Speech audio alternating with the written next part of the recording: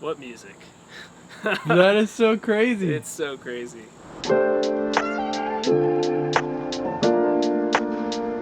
So that was cool. This studio is one of those accessory buildings on the backyard. It's kind of like a shed, and it's just one room, very similar to this studio and a lot of people's home studios, just one room. But it was cool because Wilson, who built it, went all the way in on soundproofing. Now, there's a big confusion a lot of people have about soundproofing and acoustically treating a room. Like my room here is acoustically treated and very much not soundproofed. I actually have the window open right now, so I can hear a lot of noise throughout the day, all the time. But it's very well treated for when I mix in here. Now, Wilson's room is both treated and completely soundproof, which is a lot of work. Super crazy. So big shout out to Wilson for having me over and showing me his studio setup and how he built this soundproof building. The whole thing is totally crazy. You can find him on Instagram at Elevated Music. He has a website at elevatedmusic.co and wilsonharwood.com. Thanks again for having me over. Thank you for smashing the like button for that YouTube algorithm. Hitting the subscribe button if you guys like this kind of content. There's going to be a lot more coming up soon. Going on a Texas trip. I'm just going to visit. I'm going to go to Austin, Texas and Dallas, Texas. So if you live in either of those cities and you want to do one of these home studio setup studio tour videos, shoot me a DM on Instagram at ANDREWMASTERSmusic, or you can email me at ANDREWMASTERSmusic@gmail.com.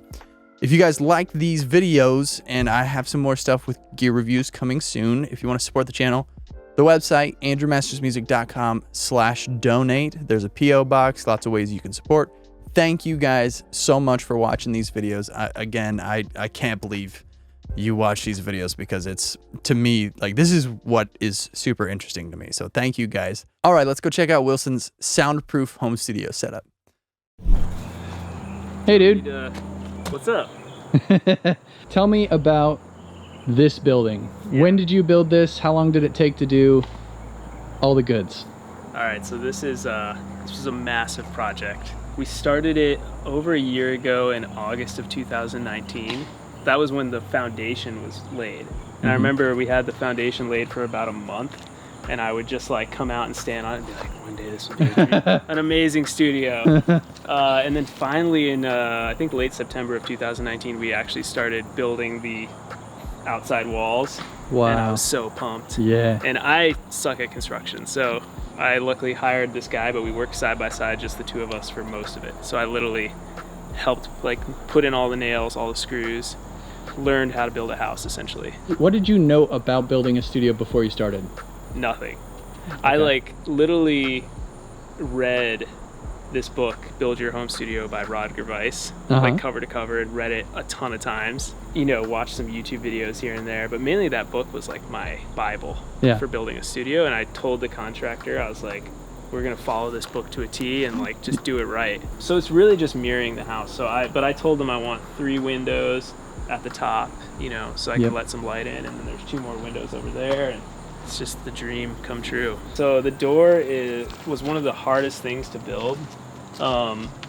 We built it 100% from scratch, so this is not pre-made by any means. Wow. This door we bought, you know, at Home Depot. This is a solid core door, solid wood. Then there's another layer. If you look in right here, you can see a little bit of the lead. That's 8 pounds per square foot sheet lead. Wow. And that's adding a ton of mass. Yeah. And then this is 3/4 inch cabinet grade plywood, which we just shot a bunch of nails through and sandwiched the door, which actually you can see even here. I think there's like a little nipple. Oh yeah. One of the screws almost destroyed the door. But luckily, you know, that just sandwiched that in there. And then you've got your regular old deadbolt and stuff. This is metal lining right here, all the way around the door and on the bottom, and then this is a magnetic seal. So you've got 2 layers of sealing.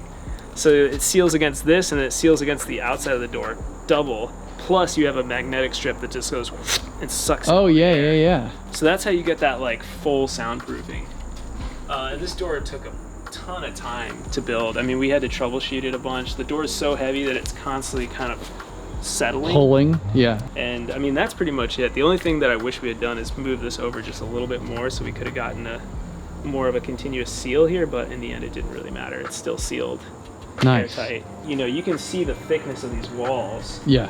So you've got your outside wall with sheathing on the outside, and then hardy board on the outside of that. And then you've got a 1-inch air gap in between, which we can't see unfortunately.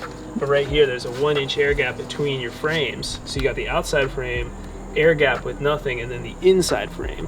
Hence that idea of the room within a room. Yeah. And then you got the concrete slab, and that's making your floor soundproof. And then the ceiling has 3 layers of hat channels on each.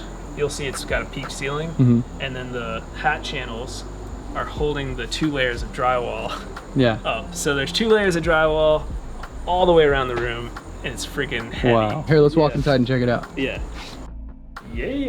All right. Okay, show me how. Let's hear the sound of that door closing. Yeah. We'll also have to fire up some music in here because I'll show you the other trick. Yeah. But yeah, here we go. So you got, all this background noise, all the good stuff. You kind of have to give it a little bit of a lean into it. Boom. It's gone. It's so crazy. It's so crazy. Wow. This is beautiful in here, man. Thank you. Absolutely Really beautiful. appreciate that, man. Super cozy, great colors. It's not too big, it's not too small. No, it's just right. Yeah, and it's like when you build it yourself, one thing you don't realize about construction is just how much attention to detail you put in when it's your own, Yeah. And so like the final product, my electrician said it best. He's like, you guys spent a year building a Cadillac. Like it's just like this like fancy, like perfectly detailed building where we didn't really cut any corners at all. So in the end, it really feels good. I appreciate that. And now, since you finished it, how long have you been working in it? Only 3 months now. 3 months? Yeah. How's it been going? Great. It's amazing. I'm just the tip of the iceberg. I mean, you're seeing it in its like infancy. Good feeling. It is a good feeling. It's really good. So, this is like, I always tell people, I'm like, I started out producing in an extra bedroom in an apartment that we rented here in Nashville, and then I did it again with this house when I bought it. It's still just like a big, beautiful bedroom. Yeah. Like essentially, for what I do is mix and produce. Mainly work with singer-songwriters here in Nashville, and so that's perfect for it. Like we could get a drummer in here if we wanted, and then we'll do like vocal tracking in here. We'll do guitars. I play banjo. This is a huge thing that I do. Classical guitar. I'll do some bass occasionally. Programming a ton of stuff as well these days. Using samples is what we do a lot of. So it's the perfect space for that. Absolutely. And if we want to shoot videos or something for an artist, we've got the space to do it. If we need to put a cello or a trumpet player in here, it's like we're gonna get that nice big room sound. Yeah. But then if you move over here, to the mix position, we've got this reflection-free zone here where you've got a dead space underneath the cloud and on either side of here to cut those early reflections. And it sounds awesome. The 3-dimensional feel that I'm getting while mixing is the best I've had yet. Got some room correction software through SonarWorks, which is really helpful. How do you like that? I love it. Is it great? Yeah, it's been great. It's Heard a lot of good things about it. Yeah, it's so easy, and it just like flattens out my speakers. Yeah. And my headphones too, which is so awesome. Getting a great tone out of this electric guitar amp that I've had since I was 14. It just like continues to just kick ass, and it's beautiful when it kind of blossoms into the room.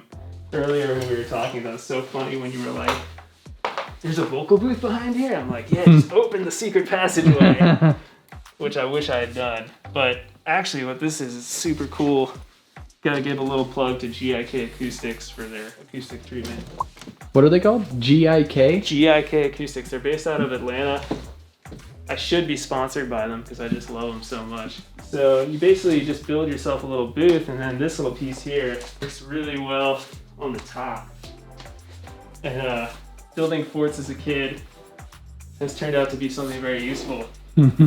It looks, a little funky, but it works freaking amazing. You just throw a mic in here, you can come in and hear it. Like, you get up close, you're just like, whoa, it's just dead in here. Yeah. And every vocal recording I've ever done sounds awesome. I've worked in studios with vocal booths, and honestly, I almost would rather work in this because I have so much more control over the sound. And then when I want the space back, Yeah. I have it. So for every home studio owner, I would highly recommend this setup. I'm just like, yeah, it doesn't look quite as cool as a vocal booth, but like at the end of the day, it's so versatile. Yeah. What is this? This is 1/8 inch MDF. Yeah, this with is some Owens Corning. Got some. They don't use Owens Corning, I think, as much as they probably use some sort of Rockwool style, safe and sound type thing. I don't know. You'd have to talk to them, but it's a little squishier than Owens Corning. That's cool. Yeah, we did stuff like this all the time in East West, just building vocal booths when we didn't have enough. Right? Yeah. This is obviously a much better solution because it looks like you can really fold these down. You can fold them down and then you don't even know. And then it kind of like comes back.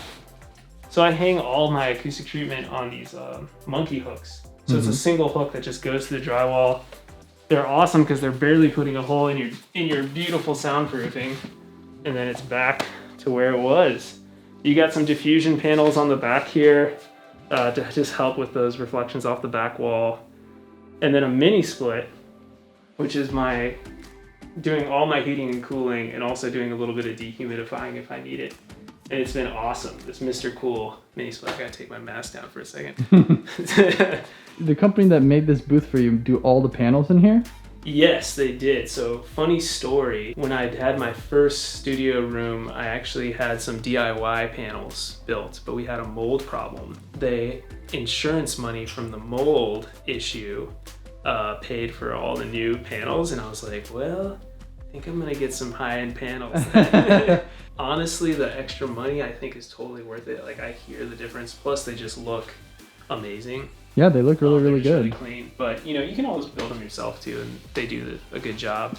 So the same company made these? Same company made these. Yeah. I love the cool patterns. Yeah, it's kind of fun. I like it too, and diffusion panels are a lot harder to do yourself. Yeah. They require a lot of math. I'm a big fan of using the diffusion first layer with absorption behind it. Yeah, so that's exactly what these are. This is like way up my alley. I love that. It's awesome. Yeah. So, and they do make a difference because when I first started out, I didn't have the red ones. Mm-hmm. And once I put them on, I was like, oh, yeah, like it's cleaner. Like my imaging on the speakers when I was mixing was way cleaner. Same with these bigger bass traps here. Mm-hmm. I'm like nerding out hard. I hope your audience loves the nerd. I don't care. It's all for me. Yeah. I love it. Yeah, so these are bigger bass traps, which they recommended. And is that just a rectangle? Yep, just a big old rectangular cube square thing. That's cool. And these are the original ones I had, so I didn't want to get rid of them. So I ended up putting them on top. But I needed 8, so I ended up buying these bottom ones. And then if you see in the back corner there, I just shoved the leftover ones down behind the speakers. Oh, okay. And surprisingly, it sounds like it makes a big difference. Oh, yeah. Even back here, I'm like, oh, the room is tighter. Yeah. It's still a little live, but it's definitely really nice. So you're a player as well? Yes. Okay, so you got a bass, you got some guitars, yes, and a banjo? And a banjo. I would say banjo is my main instrument these days. And you're producing, you're engineering, playing? Yes. On most tracks, like a lot of the artists that I've worked with, they'll come into the studio and basically they'll just have a guitar and a vocal on a voice memo. Yeah. And they're like, I need this produced. And I'm like, great, let's do it. So we'll sit together in here and also remotely anywhere in the world now. You can send me a track or we'll just listen to it in here and I just build it up, one track at a time.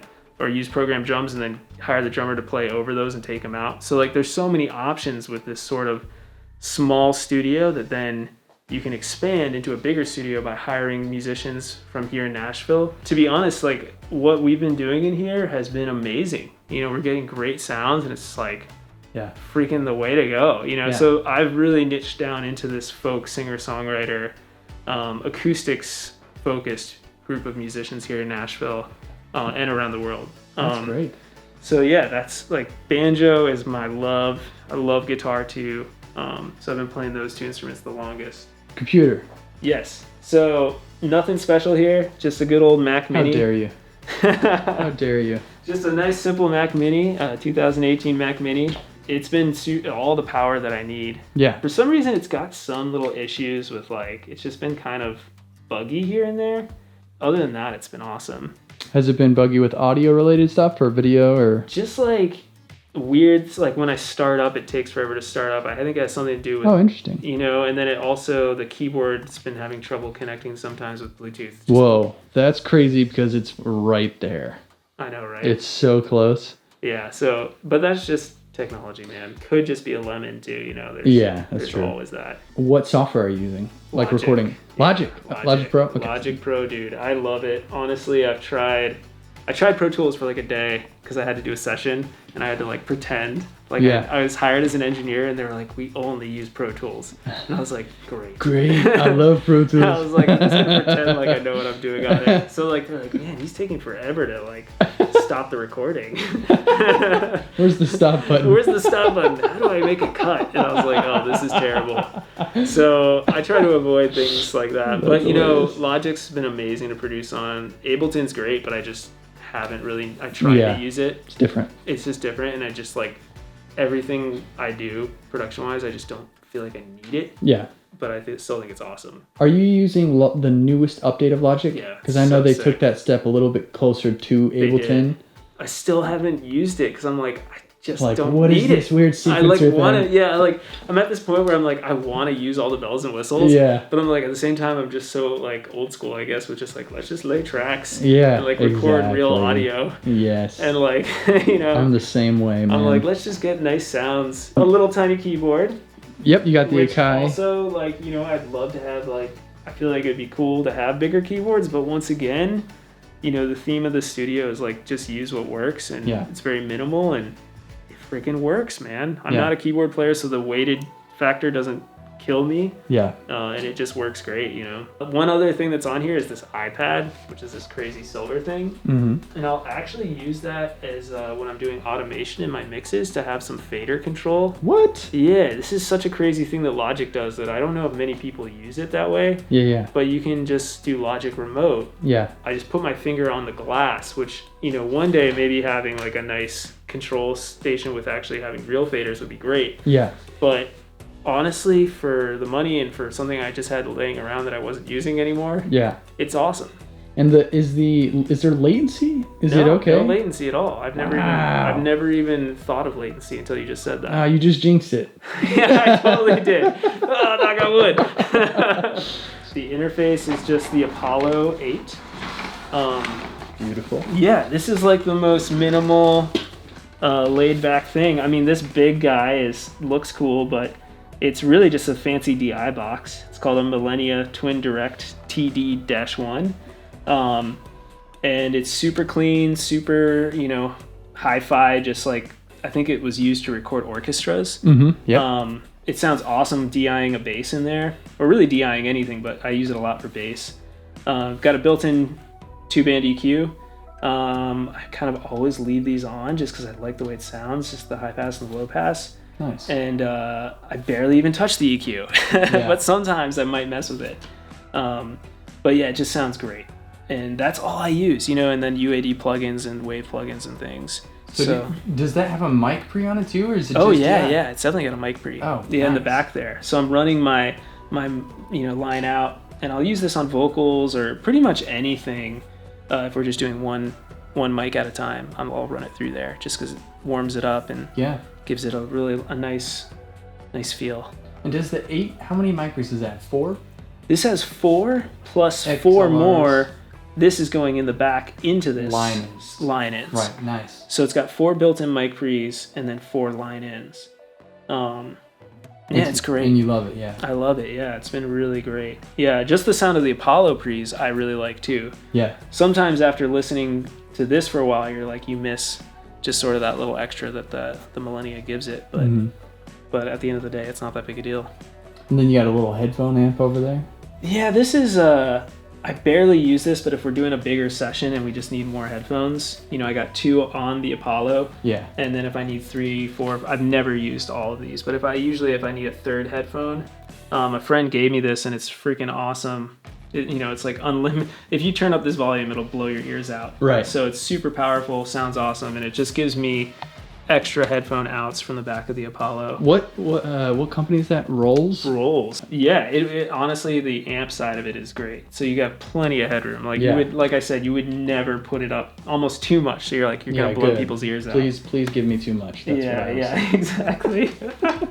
So microphones, we've got a nice tiny little collection here. Oh, cool. Sneakily under this bench right here. I love this piece because it's dual purpose. Chair and storage. Yes. And in home studios, when we are running out of space, the storage thing is crucial and the chair thing is crucial. And I didn't put a closet in here, which in retrospect, it's like, it kind of would have been nice. Yeah. But at the same time, space, you're like, I don't want to waste too much space with a closet. Yeah. Like I said, I'm super minimal, and I don't go out and buy a mic unless I'm like, I absolutely need this. I just, like, with the work that I do, I don't think I need every mic under the sun. So, like, basically what we got here is I just picked up some of these small diaphragm condenser mics that are, like, very affordable. I tried them out on Wednesday night, and I was just blown away by the sound that I was getting from something so affordable. Samson. Never heard of Samson before. Samson Audio CO2. CO2 pencil condensers. I could not recommend them enough. There's like a little bit of I think the cheapness comes in, there's a little bit of noise. Okay. But it doesn't come through in the tracks. What's the in the headphones. What's the price point on something like that? $150. $150 for 2 mics? For 2 microphones. All right. I'm almost embarrassed to say that I own That's great. These. But I did a bunch of research, found them, and everyone said they're amazing for the price, and I highly, I have $150, man. I have a $1,500 mics. The next mic right here is, $1,800. Yeah. And to me, like, hard to hear the difference. Granted, completely different utility, but this is the mic that I use on vocals. I love this mic. I use it on acoustic guitar. Oh, wow. I use it on cello. I use it on violin. I've used it on probably like saxophone. I think we used it on Barry sax. It's just an incredible mic. I went over to Vintage King and did a little mic shootout. Yeah. And this was the one that won. What is it? It's called a Microtech Gefell. It's a German mic.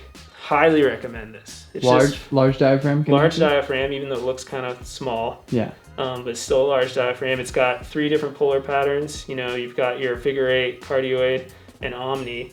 It looks like an old Sony mic. It looks funky, right? Yeah. Like, it's totally It's not cool. nearly as sexy as like a Neumann U87 or something, but it's yeah, like, but it's old sexy. It's cool, man, and it's really crisp. It's got like a really nice top end. Hold on one second. Wait, that's a Microtech Gefell GmbH. This mic I don't really use it. This is like one of those Elvis mics, but it looks cool in videos. Super 55? Yeah. Sure. It looks good in music videos. Yep. This one is actually on loan here, and I love it too. This is another mic that you would probably never think to use, but my friend let me borrow this, and I've been using it on banjo and background vocals. It's called a Studio Project C3 multi-pattern. Sweet. And it's like, just got a nice airy sound. Yep.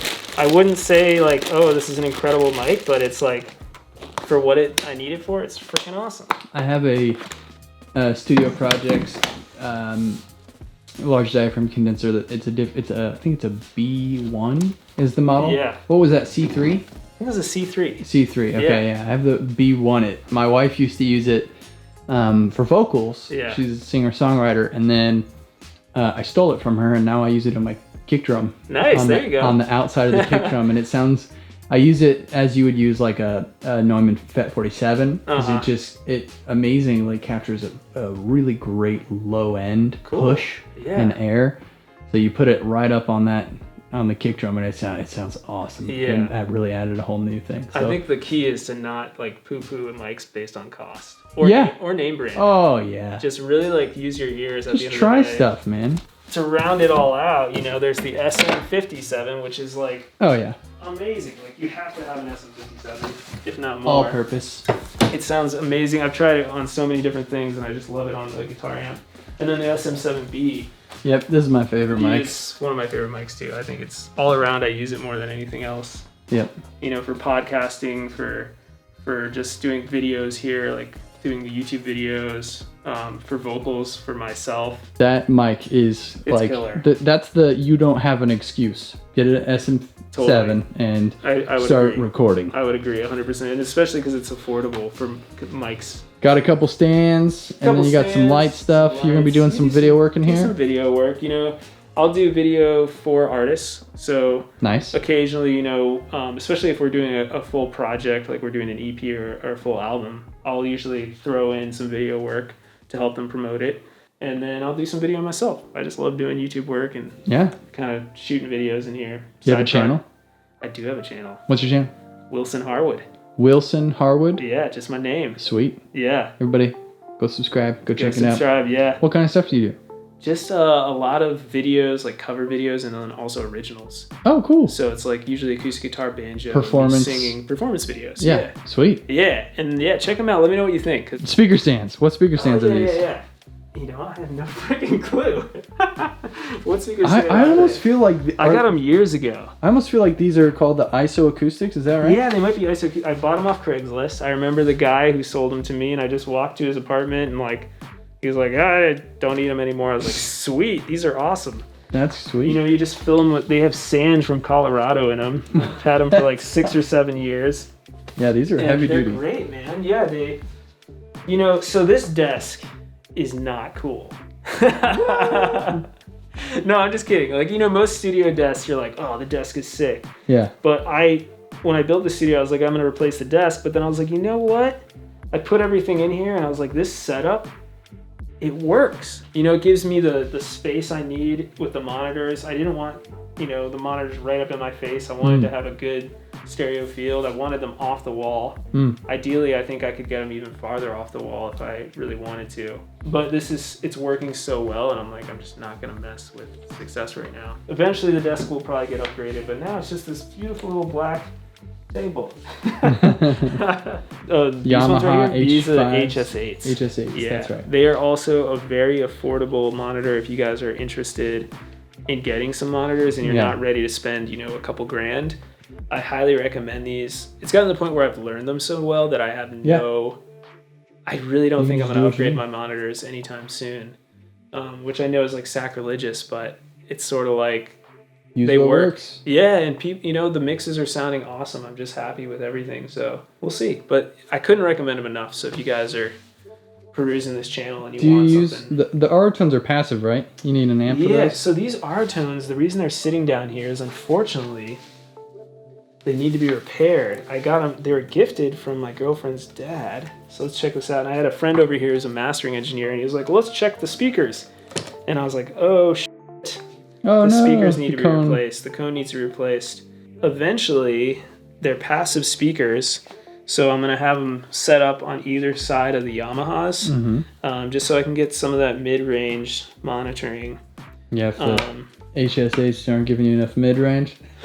Not quite. I mean, honestly, they're pretty good for what they are, but it would be really nice to have another pair just to hear what it sounds like. Yeah.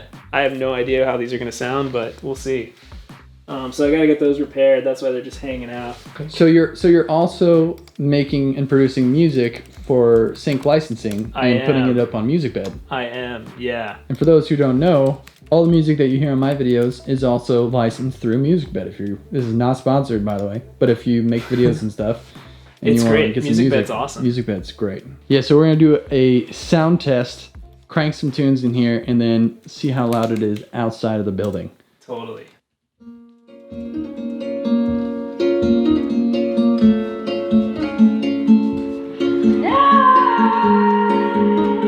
we can blast this pretty loud once we're ready to get out of here. Shadows dance along the wall.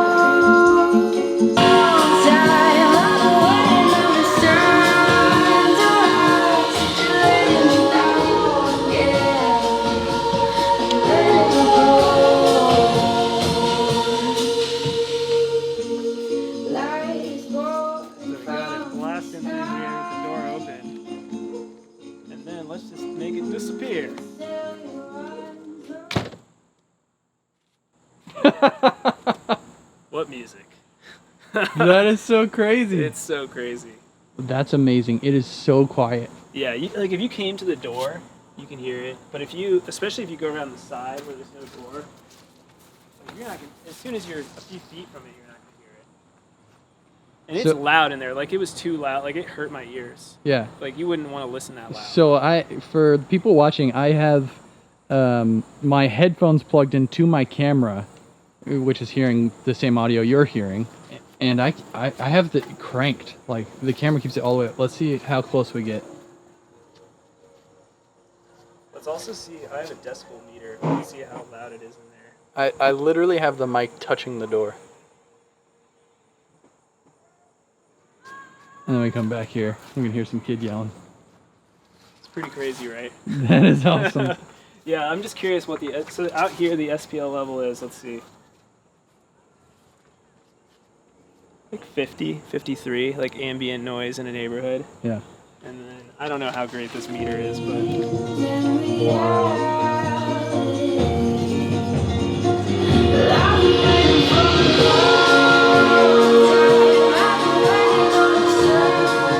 yeah, so that's 102. So we just knocked out 50 dB, which is pretty incredible. That is unbelievable. Really incredible. That was the goal, actually. I've never actually done that before, so that's cool. We just tested that. Yeah, that is awesome. I've never man. figured out the dB change, but yeah, man, that's kind of it's just a freaking room. Like at the end of the day, like you could go to so many other studios and be like, whoa, like it's so beautiful and crazy. But I'm like, this is simple but effective, and the soundproofing is so worth it if you're gonna go that route. Yeah. You know, so worth it. Yeah, great job, dude. Yeah. And you have limitless potential. Yes. You know what I mean? This is it a few months in. Totally. Yeah. I mean, this is the beginning.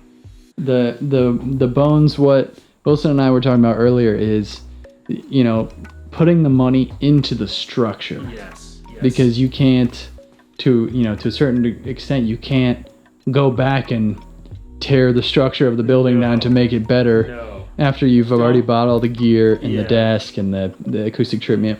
So really investing in the structure and making it as, you know, literally soundproof as we just witnessed. Yeah. And I'm actually building a course to teach people how to do this. Really? Yeah. Soundproofyourstudio.com. It's actually live. Really? But keep checking back because like I'm launching that course. If you are interested in doing what I did, I was like, there's nothing out there yet on YouTube.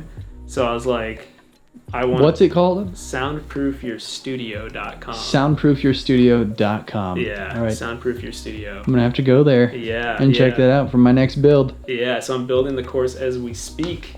That's so cool. Hopefully it'll launch in the next couple months here. Wow. But yeah, man. And again, you soundproofed this building. Me and Henry Thompson, who I gotta give a shout out to. If your contractor. Contractor, he was amazing. He taught me everything I needed to know, and I taught him everything about the soundproofing side. Nice. So we were like this awesome team of just working together, like spending 8 hours, you know, once a week, just like, oh man. And he's a Nashville contractor. Nashville contractor. Okay, sweet. He's a good person to know. Just like a great human. Yeah. Like the best human ever. Can I ask what did this cost? Yeah. What did this cost you? $43,000. Okay, so $43,000. You got electrical, you got internet, you got a soundproof building, brand new slab, full construction. You got to build hardwood it half floor. yourself, though. I think it would have cost double if you didn't do it yourself. What do you mean? Like you got to put in the labor. You personally? Yeah, because you know a lot of. Okay, I should say that it still I think is a very affordable option, relatively speaking. Some people might hear that number and be like, "Dude, you're rich," or like, "Dude, that's so much money." I'm like, for building. No, building a new building, $43,000. It's not too bad. Is amazing. Yeah, but it was. You know, Henry was awesome, and the fact that we built it together, I was putting in sweat equity. Yeah, essentially. Of course, yeah. So I would recommend doing it that way though, because it was really cool. It was a cool experience. Wow. But really cool, man. Dude, congratulations, man. Thank you. This whole place is very nice. Thank you. It is very, very nice. Thanks. And anybody looking for soundproofing stuff, make sure you hit up Soundproof Your Studio .com. Can't forget it. Yeah, definitely let me know, because I think my goal is I just want to help other people do this. Man. If you have the means to do it, I want to help you. And That's also, awesome. I think we're both kind of trying to help that market of people who are getting into wanting to produce more. Whether you're an artist, a drummer, whatever, it's like we just want to pay it forward. And be like, this is what we know and we love it. Yeah, I just like looking at other people's stuff and then taking your totally. ideas. I know, me too. I'm a little jealous that you get to do this every week. I'm like, this is awesome. Cool, man. Well, thank you so much for having us out and showing us your whole thing. And thanks for coming. I really appreciate it. Yeah, of course. Remind me, where again can everyone go follow you and find your stuff? So you can follow me at elevatedmusic.co, and that's where all the studio stuff is. You can check me out at wilsonharwood.com for my artist stuff, or on Instagram at Elevated Music Studio or at Wilson Harwood. And then the track you guys might hear in this is a side project of mine called Delune. DE space LUNE. And you can license some of our music on MusicBed if you're doing videos, or just listen to it if you like it. So sweet, man. Yeah, and then soundproofyourstudio.com. Yeah, It's coming in go 2021. check it out. That's great, dude. Yeah. Awesome, man. Thank you so much for having me out, and I'll get out of your hair. You're very welcome. Thank you. Subscribe, hit the like button, go follow Wilson, and we'll see you in the next video. See ya.